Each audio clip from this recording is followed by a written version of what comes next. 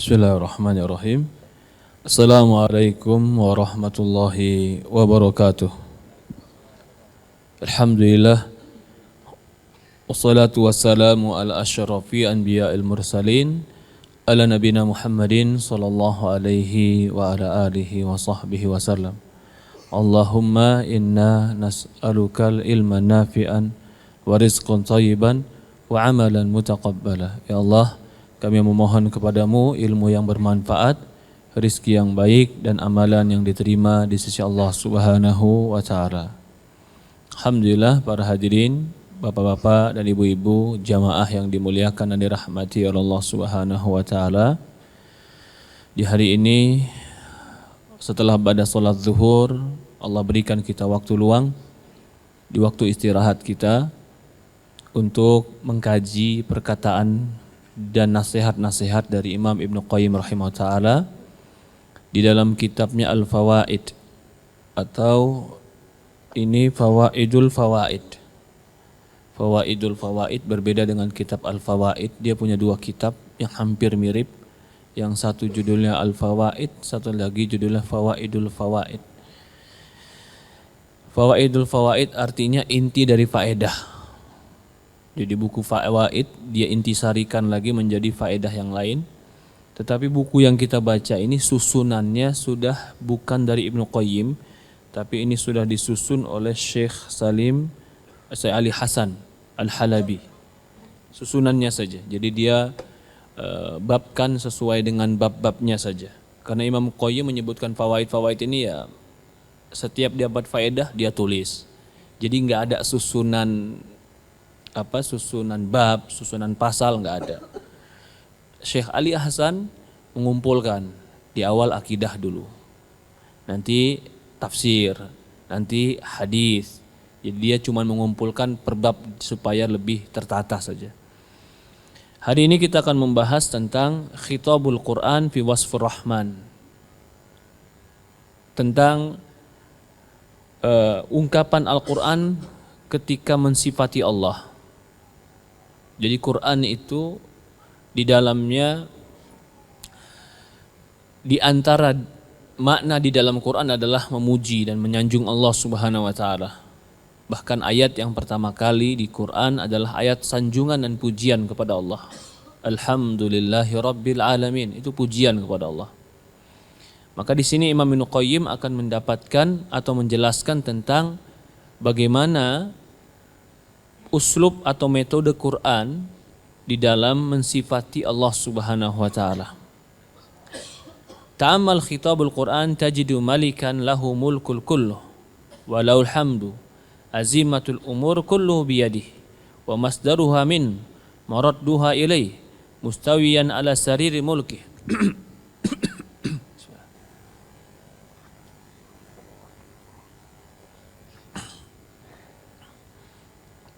La takhfa alaihi khafiyatu fil aqtari mamlakatih aliman bima fi nufusi abidi mutalian ala israrihim wa ala niyatihim munfaridan bitadbiril mamlakatih atau mamlakah fayasma' wa yara wa yu'ti wa yamna' wa yuthib wa yu'akib wa yukrim wa yuhin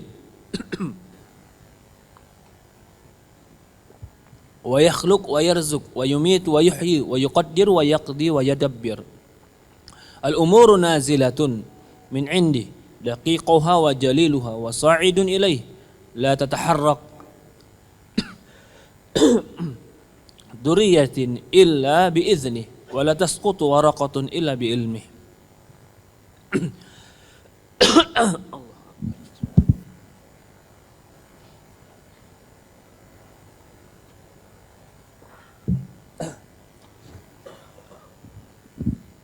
Berkata Imam Ibnu Qayyim rahimahullah ta'ala, kalau kita memperhatikan dan merenungkan ayat-ayat Allah yang terdapat di Al-Quran, niscaya kita akan mendapatkan bahwasannya dialah malikan lahu mulkul kulluh, dialah raja yang memiliki segalanya, dan dialah yang memiliki segala pujian. Azimatul umur kullu biyadih. Bahkan segala kendali ada pada tangannya. Semua berasal dari Allah dan kembali kepada Allah. Dan dia istiwa di atas arsinya. Tidak ada yang sembunyi bagi Allah di ujung dunianya atau di ujung kerajaannya. Dia maha tahu apa yang ada di dalam jiwa-jiwa hambanya. Dia tahu apa yang tersembunyi dan apa yang nampak. Dialah satu-satunya yang mengatur segala kerajaannya. Dia yang mendengar, dia yang melihat, dia yang memberikan, dia yang menghalangi, dia memberikan pahala, dia yang memuliakan, dia yang menghukumi, dia yang memuliakan, dia yang menghinakan, dia yang menciptakan, dia yang memberikan rizki, dia yang mematikan, dia yang menghidupkan, dia yang mentakdirkan, dia yang memutuskan, dia yang mengatur. Maka segala urusan yang rinci ataupun yang jelas ataupun yang dalam, daqiq, yang halus, semuanya Allah yang mengatur. Semua kembali kepada Dia dan tidak akan ada yang bisa bergerak atau jatuhnya daun kecuali semua dengan izin Allah Subhanahu wa taala. Jadi ini ingin menunjukkan, ini rangkuman kalau kita lihat di Quran ini terjadi. Ternyata enggak ada yang memiliki alam ini kecuali Allah. Tidak ada yang pantas dipuji dengan segala pujian dan pengagungan kecuali Allah. Tidak ada yang mengatur urusan dan perkara itu kecuali Allah. Maka tidak ada yang tersembunyi bagi Dia. Makhluknya yang paling kecil pun yang kita tidak bisa nampak dengan mata kita, Dia yang menciptakan, Dia tahu tentang makhluk itu. Apa yang disembunyikan di dalam jiwa seorang hamba, Allah dengar itu. Apa yang dinampakkan dan dia dohirkan, Allah juga dengar dan lihat itu. Maka di sini melahirkan bahwasannya orang mukmin itu harus menjadikan Allah Subhanahu wa taala tempat tawakal. Allah Subhanahu wa taala tempat bergantung. Wa thana Allah ala nafsih. Allah memuji dirinya sendiri. Fata'ammal kaifa tajidu yusni nafsih. Perhatikan bagaimana Allah Subhanahu wa taala memuji dirinya. Wa yumajjid nafsahu. Bagaimana dia menyanjung dirinya. Wa yahmadu nafsahu. Bagaimana dia memuliakan dirinya. Wa yansah ibadahu. Wa yadulluhum ala ma fihi sa'adatuhum wa falahum wa yuraghibum fihi. Dan dia menasihatkan hamba-hambanya, menunjukkan mereka jalan kepada kebahagiaan, kesuksesan dan memberikan motivasi mereka untuk melakukan jalan itu. Wa yuhaddziruhum mimma fihi halak. Allah memperingatkan di Quran jalan-jalan kehancuran. Yata'arraf ilaihim bi asma'ih. Allah memperkenalkan dirinya di Quran dengan nama-nama dan sifatnya. Yatahabbab ilaihim bi ni'ami wa alaih. Dan Allah Subhanahu wa taala menumbuhkan rasa cinta kepada Allah dengan segala nikmat dan anugerah Allah. Wa yudzakiruhum bi ni'amihi alaihim. Dan Allah mengingatkan tentang nikmat-nikmat Allah kepada mereka. Wa ya'muruhum bima yastujibuna bima tamamaha. Wa yuhadziruhum min niqamih. Dan Allah memberikan peringatan dari hukuman Allah. Wa yudzakiruhum ma'ada lahum min karamah in ata'u. Dan Allah mengingatkan pula akan menyediakan berapa bentuk-bentuk kemuliaan kalau hamba itu taat kepada Allah. Dan Allah Subhanahu wa taala juga menyediakan hukuman kalau mereka bermaksiat kepada Allah. Wa yukhbiruhum bi sani'in fi awliya'i. Allah mengabarkan di Quran apa yang Allah perbuat terhadap wali-walinya dan musuh-musuhnya. Kaifa kanat akibatu haula. Dan Allah memberikan pelajaran apa akibat dari orang-orang yang bertakwa dan apa akibat dari orang-orang yang memusuhi Allah. Wa yusni ala awliyaihi.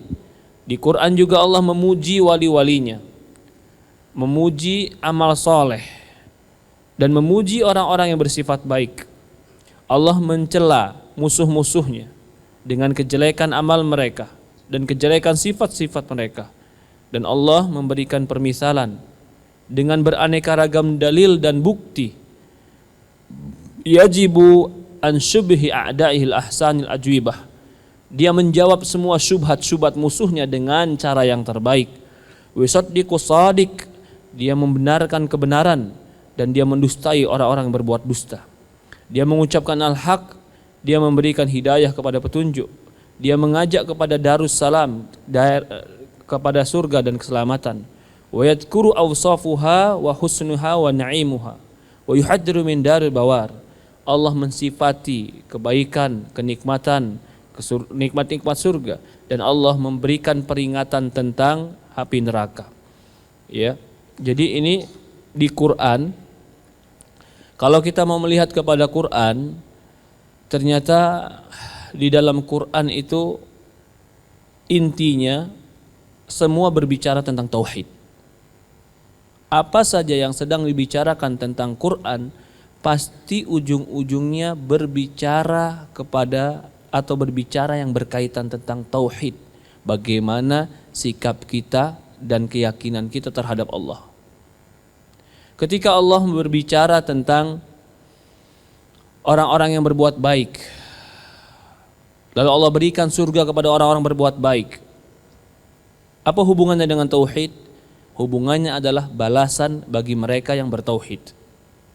Ketika Allah berbicara tentang Fir'aun di Quran, Fir'aun sudah mati, kita juga gak kenal dia, kita juga gak ketemu dia. Kenapa Allah ceritakan kepada kita?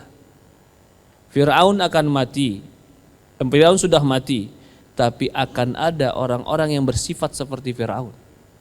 Kenapa Allah ceritakan?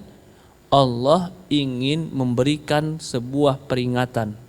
Siapapun engkau, kalau kau melakukan apa yang dilakukan Fir'aun, maka Allah akan melakukan sama seperti Allah lakukan terhadap Fir'aun. Coba lihat bagaimana keadaan Fir'aun di zaman itu, dengan kekuasaan tertinggi, dengan ilmu pengetahuan tertinggi, dengan pasukan yang terkuat. Pasukan Fir'aun ketika itu pasukan terkuat. Bahkan ilmu pengetahuan, teknologi, kemajuan di zaman itu, Fir'aun termasuk zaman yang termaju di masa dia. Tapi Allah Subhanahu wa ta'ala buktikan dia menjadi orang yang dihancurkan oleh Allah. Apa pesan yang diambil dari Quran itu? Sekuat apapun engkau, mudah bagi Allah untuk menghancurkan. Kezaliman, kesyirikan, keangkuhan, kemaksiatan. Kenapa Allah ceritakan tentang kaum Nabi Lut? Allah ceritakan tentang kaum Nabi Lut alaihissalam. Nabi memperingatkan mereka. Karena Allah tahu akan ada umat-umat yang seperti kaum Nabi Lut. Lalu Allah ceritakan. Kenapa Allah ceritakan? Karena Allah ingin memberikan peringatan. Apa yang Allah perbuat terhadap mereka, kaum Nabi Lut, akan diperbuat juga kepada orang-orang yang sama seperti mereka. Apa yang Allah perbuat terhadap kaumnya Nabi Shu'aib, yang sebagian mereka curang dalam berbisnis. Dalam ketika itu bisnis mereka adalah berkaitan dengan timbangan, berkaitan dengan ukuran, berkaitan dengan kesepakatan wailul lil mutaffifin. Celakalah orang-orang yang curang, kata Allah. Maka siapapun dia, kalau berbisnisnya curang, Allah akan hancurkan sebagaimana kaum nabi-nabi sebelumnya. Sama seperti itu juga ketika Allah bercerita tentang Abu Lahab. Sampai Allah abadikan namanya di Quran. Tabbat yada Abi Lahabi wa tab. Abi Lahab disebutkan secara harfiah nama dia. Kalau yang lain, mungkin orang-orang di zaman itu yang kufur kepada Allah dan Rasulnya, itu cuma diberikan isyarat, tidak langsung disebutkan namanya. Abu Lahab langsung sebutkan namanya. Padahal dia itu pamannya Nabi, orang dekatnya Nabi.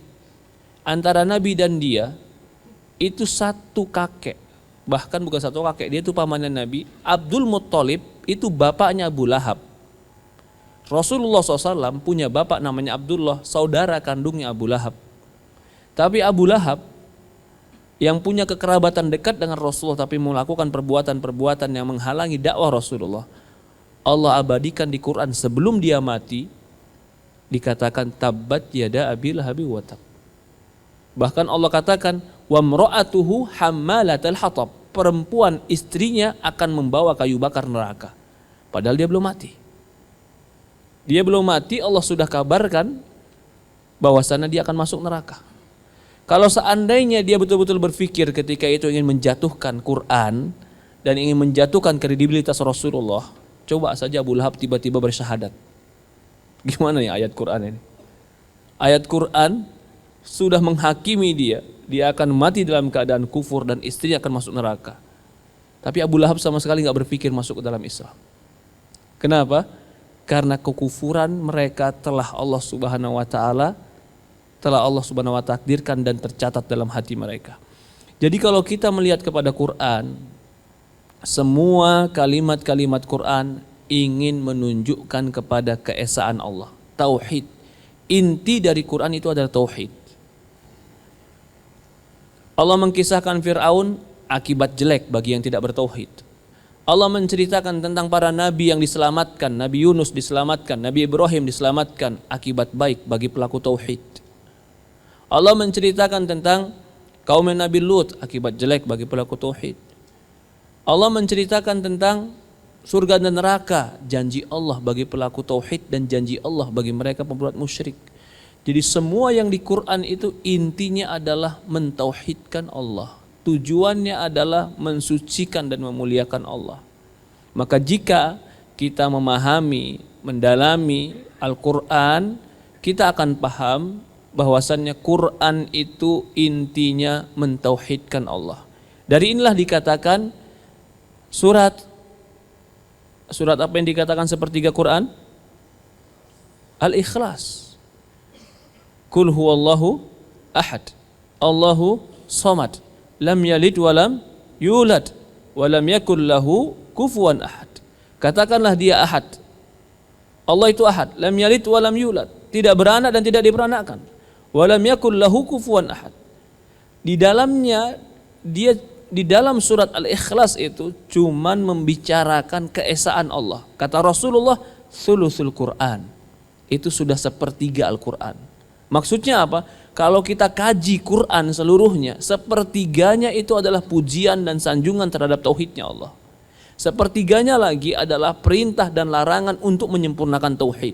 Sepertiganya lagi adalah cerita tentang orang yang bertauhid dan orang-orang yang merusakkan tauhidnya. Maka kata Ibnu Qayyim, wa yashhadu bi khitabi itab li ahibbahi wa latful itab wa anna ma dzalika muqilu atharatihim. Dikatakan di sini ya, di dalam beberapa firman-Nya Allah memperlihatkan teguran kepada para kekasihnya dengan bentuk yang paling lembut. Bagaimana ketika Allah menegur Nabi Yunus alaihissalam? Bagaimana Allah ketika menegur Nabi siapa? Nabi Muhammad. Ada enggak Quran yang menegur Nabi Muhammad? Surat apa? Basa wa tawalla an ja'ahul a'ma. Dia bermuka masam ketika datang orang buta kepada dia. Allah tegur bahwasannya jangan difokuskan hanya untuk orang-orang yang ada pada ketika itu, tokoh-tokoh, tapi ini ada orang buta. Meskipun demikian, Allah tetap memaafkan kesalahan mereka, mengampuni kekeliruan mereka, menerima alasan-alasan mereka, memperbaiki kerusakan pada diri mereka, serta membela mereka, melindungi mereka, menolong mereka, menjamin kemaslahatan mereka, menyelamatkan mereka dari segala kesusahan dan memenuhi janjinya kepada mereka. Ya. Maka ketika di akhir nanti di padang mahsyar, ketika semua umat sedang menunggu untuk diberikan keputusan oleh Allah Subhanahu wa taala, maka semua umat datang kepada para nabi. Ya, para nabi, Nabi Adam datang, ya Adam, mintalah kepada Allah agar segera memberikan keputusan pada hari ini. Karena manusia itu sudah berkumpul di padang mahsyar. Didekatkannya matahari. Semua saling menanti, fokus kepada wujuhu yaum, di dalam Al-Quran dikatakan di dalam surat An-Nazi'at itu, yauma nufikha fis-sur, ketika ditiupkan sangkakala, yauma tarjufur rajifah tatba'uha ar-radifah, qulubu yauma idzi wajifah absaruha khashi'ah. Ketika mereka dibangkitkan, qulubu yauma idzi wajifah, hati mereka gemetar dibangkitkan, ketakutan. Absaruha khasyiah, pandangan mereka khusyuk. Ini disebutkan di padang mahsyar. Sehingga mereka datang pada para nabi mengatakan, ya para nabi, Nabi Adam, ya Adam, datanglah kepada Allah agar memberikan syafaat kepada kami. Apa kata Adam? Nafsi, nafsi. Adam punya kesalahan. Lalu pergi kepada semua para nabi. Semua para nabi menyebutkan nafsi, nafsi. Semua menyebutkan punya kesalahan masing-masing. Walaupun sebenarnya kesalahan mereka dianggap kesalahan yang tidak besar kalau dianggap oleh orang-orang yang lain, karena nabi tidak akan pernah melakukan dosa besar. Para nabi tidak akan pernah melakukan dosa besar. Ini disebutkan para ulama. Allah juga tetap menjadi penolong mereka, karena memang tidak ada penolong yang hakiki selain Allah.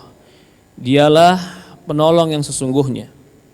Ini khitab Al-Quran antara Allah dan hambanya. Kalau kita melihat di Quran, Allah itu tetap menolong walaupun hambanya itu berdosa. Allah subhanahu wa ta'ala tetap memberikan nikmat dan rahmat walaupun hambanya berdosa. Allah subhanahu wa ta'ala tetap mengabulkan doa-doanya walaupun hambanya pernah bersalah. Allah subhanahu wa ta'ala akan memberikan kemudahan kepada hamba-hambanya walaupun hambanya itu pernah melupakan Allah subhanahu wa ta'ala. Tapi jika mereka bertaubat kembali kepada Allah, meminta kepada Allah, Allah subhanahu wa ta'ala kabulkan permintaan mereka. Allah subhanahu wa ta'ala maha pengasih, maha penyayang. Allah subhanahu wa ta'ala rahmatnya lebih besar daripada murkanya. Ampunannya lebih luas daripada azabnya. Maka jika ada seorang hamba yang putus asa dengan dosanya dan menganggap dia tidak pantas untuk diampuni karena banyak dosanya, sesungguhnya yang menyebabkan dia berdosa besar adalah buruk sangka dia kepada Allah, bukan karena perbuatan dosanya itu. Ketika dia menganggap dia tidak akan diampuni oleh Allah karena dosa-dosanya, anggapan itulah yang menyebabkan dia menjadi dosa besar. Wala tayasu min ruhillah, jangan kalian putus asa dari rahmat dan pertolongan Allah. Orang yang putus asa dari rahmat Allah, dari kasih sayang Allah, dia seolah-olah telah menuduh Allah tidak memiliki kasih sayang, tidak merahmati. Itu suuzon kepada Allah. Walaupun hamba itu berdosa, bahkan hamba itu pernah membunuh 100 jiwa, tapi kalau dia datang kepada Allah dengan taubat kepada Allah, Allah subhanahu wa ta'ala akan lupakan semua dosanya dan Allah akan maafkan dia. Walaupun dia pernah berzina, bahkan dia pernah menjadi pelacur sebagaimana dalam sebuah hadis wanita pelacur, tapi ketika dia berbuat kebaikan karena berharap pahala dari Allah, Allah ampuni dosa-dosanya. Dikatakan di sini, jika hati telah mengakui melalui Quran bahwasannya Allah merupakan penguasa yang maha agung, yang maha penyayang, maha pemurah, lagi maha indah, mempunyai sifat seperti yang telah kami sebutkan, maka bagaimana mungkin hati itu tidak mencintainya dan berlomba-lomba untuk mendekatinya. Imam Ibnu Qayyim sebenarnya ingin mengajarkan kepada kita bagaimana caranya supaya kita bisa mencintai Allah. Kalau kau mau cinta kepada Allah, bacalah surat-surat Allah kepada dirimu. Di mana surat-surat itu? Di Quran.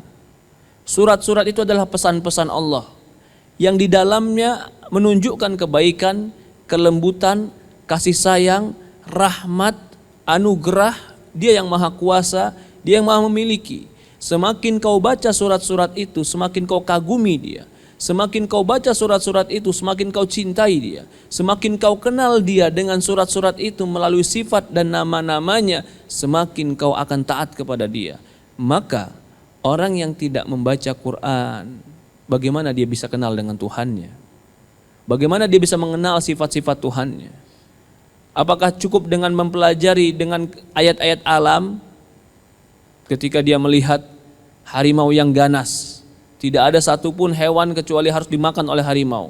Tapi ternyata harimau itu ketika punya anak, dia tetap memberikan makan kepada anaknya. Itu sebenarnya pelajaran dari alam, bahwasannya Allah menanamkan kasih sayang kepada hewan yang buas. Itu pelajaran alam. Bagaimana lagi kalau kita mengambil pelajaran yang langsung dalam Quran? Bagaimana kasih sayang Allah subhanahu wa ta'ala kepada hamba-hambanya? Bagaimana Allah subhanahu wa ta'ala yang maha kuasa, yang maha memiliki, yang maha merajai. Maka kalau mau mencintai Allah, kenallah kepada Allah di dalam Quran. Bacalah Al-Quran, tadaburi Al-Quran. Sempatkan diri membaca terjemahan Quran. Apalagi kalau bisa membaca Quran tanpa terjemahan langsung dengan bahasa Arab. Sangat berbeda menyentuh jiwanya. Karena terkadang bahasa terjemahan itu ya jauh dari asli dari bahasa Arabnya, walaupun semakna atau mendekati makna, tapi untuk menyentuh jiwa, untuk memahami maknanya, maka bahasa Arab lebih dalam lagi. Tapi kalau tidak bisa bahasa Arab, paling tidak sempatkan waktu membaca Quran bersama terjemahannya. Untuk apa? Di surat-surat itu kau akan mengenal Tuhanmu, kebaikannya, keagungannya, nikmat-nikmatnya. Kalau kau kenal dengan Dia, maka kau akan tumbuh rasa cinta kepadanya. Kalau kau cinta kepada Dia, puncak dari cinta adalah taat dan takut terhadapnya. Itu puncak dari cinta. Maka ibadah itu adalah puncak dari cinta. Menghambakan diri kepada Dia itu puncak dari cinta. Dan cinta itu bukan berdasarkan keterpaksaan, tapi cinta itu berdasarkan kesukaan hati. Cinta itu berdasarkan kerelaan diri. Maka orang yang mengenal Allah dikarenakan nikmat-nikmatnya dan mengenal Allah dikarenakan segala bentuk kebaikannya di Quran, beribadah kepada Allah bukan karena keterpaksaan, tapi beribadah kepada Allah karena kesadaran jiwa bahwasannya Dia yang berhak kuibadahi. Dari ini maka semakin jauh seseorang dari Quran, semakin jauh dia mengenal Tuhannya. Apalagi ketika Quran tidak pernah dipegang, majelis taklim yang mengingatkan dia untuk mengenal Tuhan pun tidak pernah dihadiri. Bagaimana dia bisa mengagungkan Tuhannya, mengenal Tuhannya, mencintai Tuhannya, sementara dia tidak pernah mendengar dan membaca sesuatu yang menumbuhkan rasa cinta dalam hatinya kepada Tuhannya. Berkata Imam Ibnu Qayyim, bagaimana mungkin hati itu tidak berupaya keras untuk menjadikannya sebagai satu-satunya yang dicintai, sehingga ia pun lebih mengutamakan keridoannya daripada keridoan selainnya. Ini dia. Kalau sudah Allah yang paling dicintai, maka akan timbul tauhid dan kemurnian jiwa. Apa itu? Tidak ada cinta dan ridho yang paling kudahulukan kecuali cinta dan ridho Allah Subhanahu wa ta'ala. Ini yang dimaksud oleh para ulama, yang dimaksud dengan mencintai Allah. Mencintai karena mengagumi, mencintai karena sadar kebaikannya, mencintai karena merasakan kenikmatan dan kebaikannya, dan cinta itu dibuktikan dengan penghambaan. Berbeda dengan sebagian orang yang menganggap ketika dia sudah mencintai Allah dan dia menjadi kekasih Allah, dia bebas dan lepas daripada penghambaan diri kepada Allah. Ini cinta yang palsu. Apakah ketika kau mencintainya, kau sudah tidak lagi beribadah kepada dan mengagunginya? Apakah kau ketika sudah cinta kepada dia sehingga kau tidak perlu lagi menjalankan perintah-perintahnya? Itu bukan cinta. Orang yang cinta itu akan taat kepada yang dicintai. Orang yang cinta itu akan mengagungi yang dicintai. Salat, puasa, zakat, sedekah, itu bentuk mencari cinta Allah dan bentuk kecintaan kepada Allah. Dikatakan lagi, Imam Ibnu Qayyim berkata, bagaimana mungkin hati ini tidak berupaya keras untuk menjadikannya sebagai satu-satunya yang dicintai, sehingga ia pun lebih mengutamakan keridhoannya daripada keridhoan selainnya. Jadi kalau sudah mencari cinta Allah, pasti yang dia cari pun ridho Allah. Kalau dia betul-betul cinta kepada Allah, maka dia akan mengutamakan Allah di dalam segala kehidupannya, tidak mengutamakan yang lain. Karena bukti dari cinta adalah mengutamakan yang dicintai. Dan ini puncak daripada keimanan. Hati yang demikian pasti akan selalu mengingat Allah. Rasa cinta dan kerinduan hati itu kepadanya serta ketenangan ketika bersamanya, semua itu menjadi makanan, sumber kekuatan dan pelipur baginya. Sampai-sampai apabila semua itu tidak ada, niscaya hati tersebut akan binasa dan hidupnya tidak akan lagi berguna. Ini kalau sudah termabukkan dan termasukkan cinta ke dalam dirinya. Bagaimana orang kalau sudah tercintakan dengan sesuatu dan tiba-tiba dia berpisah dengan yang cintanya? Dia resah, dia gelisah, dia cemas, dia takut, dia bimbang. Begitu juga orang mukmin. Kalau dia di suatu waktu yang ternyata di situ dia harus menjauh dari Tuhannya, ternyata ibadah dia terganggu, ternyata kegiatan dia atau ketaatan dia terganggu dari mendekatkan diri kepada Allah, dia resah, dia gelisah. Kenapa? Dia mulai menjauh dari yang dia cintai. Cinta itu bisa tumbuh karena sadar yang dicintai itu baik, yang dicintai itu indah, yang dicintai itu penuh perhatian kepada kita. Akan tumbuh cinta. Maka agar tumbuh cinta kepada Allah, kenalilah kebaikan-kebaikan Allah kepada kita. Kenalilah nikmat-nikmat Allah kepada kita. Kenalilah sifat-sifat Allah yang Allah sebutkan di dalam Quran. Kenalilah tentang perbuatan-perbuatan Allah yang Allah sebutkan dalam Quran. Maka orang yang membaca Quran dan mentadabburi Quran, dia akan mengenal Tuhannya. Dengan mengenalnya dia mencintainya. Dengan mencintai dia mencari ridhonya. Dengan mencari ridhonya dia akan beribadah dan taat kepadanya. Allahu alam, ini yang dimaksud oleh Imam Ibnu Qayyim khitabul Quran. Quran mengungkapkan tentang sifat Allah agar tujuannya hamba-hamba ini memuliakan Allah. Jadi jangan berpikir kenapa Allah memuji-muji dia dalam dirinya, kenapa Allah memuji-muji dirinya dalam Quran. Tujuannya satu, agar kau mengenal kebaikannya dan kau mengagungkannya, sehingga kau mentaatinya dan kau gantungkan hatimu hanya kepada dia. Allahu alam, ini yang kita bahas. Mudah-mudahan bermanfaat. InsyaAllah kita lanjutkan di pertemuan akan datang. An-ni'am kulluha minallah wa dzunub minasyaiton. Semua nikmat itu datangnya dari Allah dan semua dosa itu datangnya dari syaitan. Ada pertanyaan? Tafadhol, dipersilahkan.